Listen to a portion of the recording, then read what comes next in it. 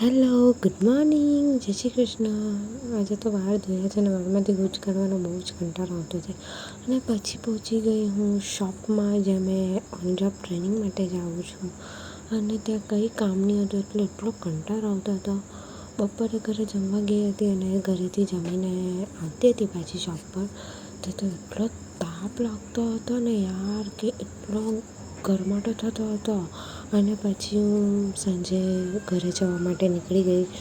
ઘરે જઈને થોડી ફ્રેશ થઈ ગઈ અને ફ્રેશ થઈને પછી ચા પી લીધી. ચા પીતા પીતા તારક મહેતા તો જોવાનું જ. અને પછી અમે નીકળી ગયા ફરવા માટે. ફરવા માટે તો નહીં જ કહેવાય, થોડું માઇન્ડ ફ્રેશ થાય એના માટે રખડવા નીકળેલા હતા. એટલે પછી અમે રખડવા ગયા અને ત્યાં મેં મારી ફેવરેટ વસ્તુ ખાધી, મોમોઝ.